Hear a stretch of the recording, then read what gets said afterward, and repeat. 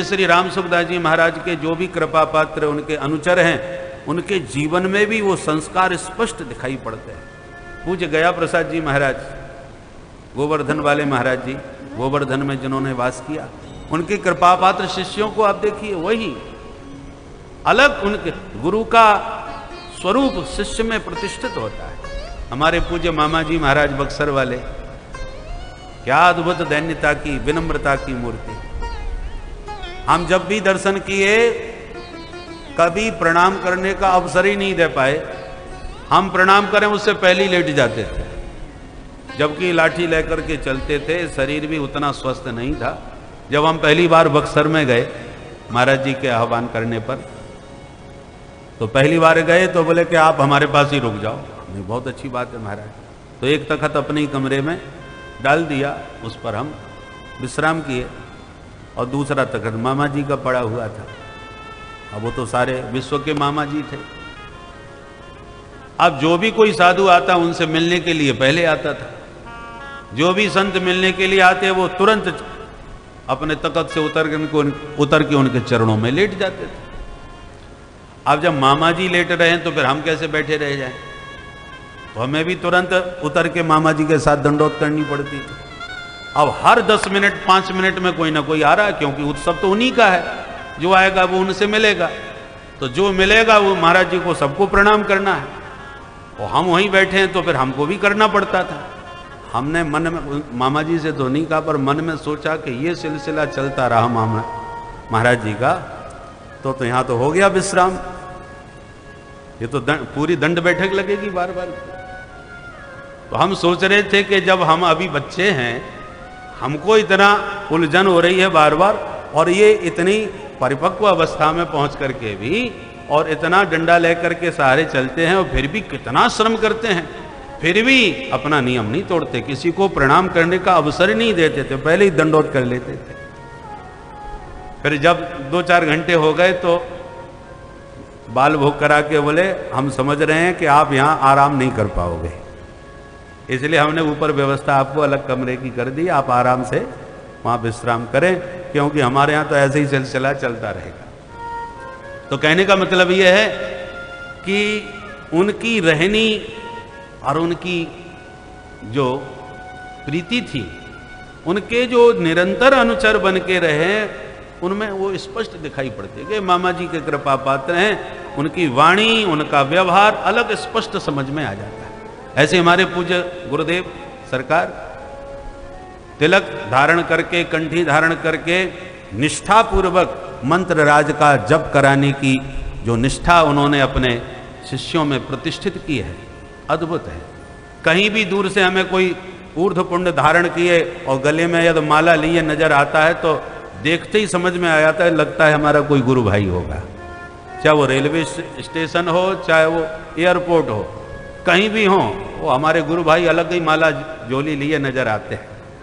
तो कहने का मतलब है शिष्य के अंदर गुरु का प्रकाश होता है, वो अलग समझ में आता है। बोल सद्गुरुदेव भगवान की जय। तो जैसे सत्पुरुषों के शिष्यों में भी उनके सदाचार दिखाई पड़ते हैं, ऐसे दुष्टों के परिकर में भी उनकी दुष्टता अलग नजर आती है।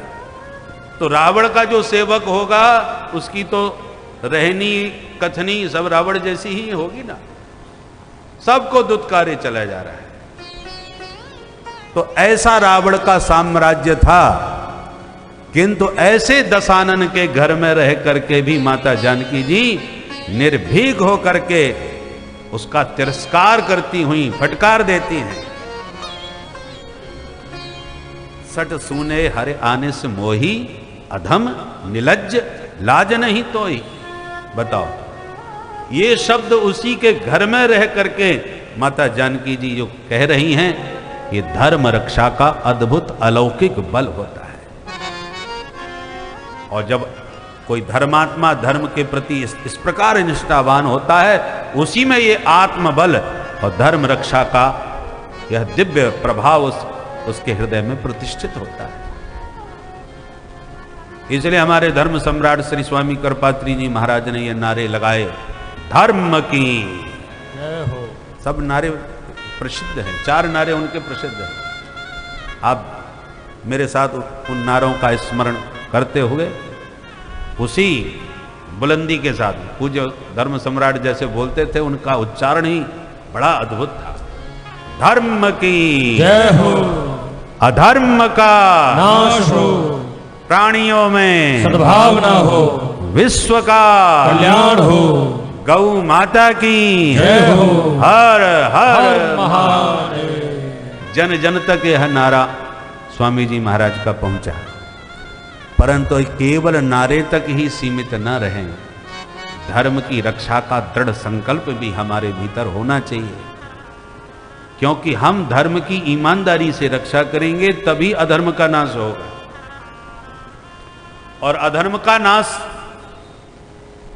का नारा तो लगाते हैं, परंतु हमारे यहां किसी के अमंगल की कामना स्वप्न में भी नहीं की गई। प्राणियों में सद्भावना हो, सबके भीतर सद्भाव की जागृति हो, सदाचार संपन्न सद्भाव संपन्न यह राष्ट्र हो। और केवल राष्ट्र तक ही भावना सीमित नहीं है, विश्व का कल्याण हो, समस्त विश्व का मंगल हो, ऐसी विशाल भावना से भरे हुए पूज्य स्वामी जी महाराज थे। सर्वे भवन्तु सुखिनः, ये विराट हृदय केवल सनातन धर्मावलंबियों का है, जिसे हम लोग कुछ मूर्ख लोग असहिष्णु कहते हैं, हिंदुओं को असहिष्णु बताते हैं। और आज सारा विश्व जानता है कि असहिष्णुता किस में और कहां है, किस रंग में है, परंतु वो रंग न कोई देखना चाहता है, न उस विषय में कोई बोलना चाहता है। सब उसकी तरफ से उसी प्रकार आंख बंद करके बैठ जाते हैं, जैसे बिल्ली को देखकर कबूतर।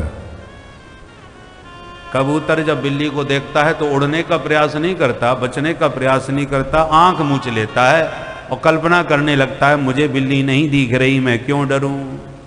अरे मूर्ख, तुझे बिल्ली नहीं दिख रही, पर बिल्ली को तो तू दिख रहा है। आज राष्ट्र पर जो संकट आ रहा है, क्यों आ रहा है, किसके कारण आ रहा है, सब समझ रहे हैं, परंतु समझते हुए समझदार लोग भी नासमझ बन करके उस कबूतर की तरह आंख बंद करके बैठ करके मौन धारण किए हुए हैं, केवल कुछ वोटों की राजनीति के लिए, कुछ अपने स्वार्थों की सिद्धि के लिए, समझते हुए भी नासमझ बन जाते हैं। जब राष्ट्र सुरक्षित नहीं रहेगा, धर्म सुरक्षित नहीं रहेगा, तो हम और आप कितने देर तक सुरक्षित रह सकेंगे। चाहे जितना धन वैभव ऐश्वर्य जुटा लो, कमा लो, परंतु जब राष्ट्र खतरे में आएगा तो ना भवन आपके पास रह जाएंगे, ना आपकी धन संपदा रह जाएगी। बोल भारत माता की जय हो। कौआ और कोयल दोनों का स्वरूप बिल्कुल एक सा होता है। बोलने के बाद ही पता चलता है कि ये कौआ बोल रहा है या कोयल बोल रही है। तो भगवान की जय। निगम कल्पतरोर गलितम फलम सुख मुखादमृत द्रव संयुतम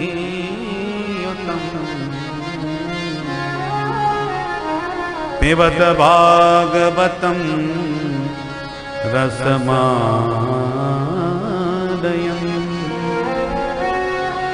मुहुरहो रसिका भुवि भावुका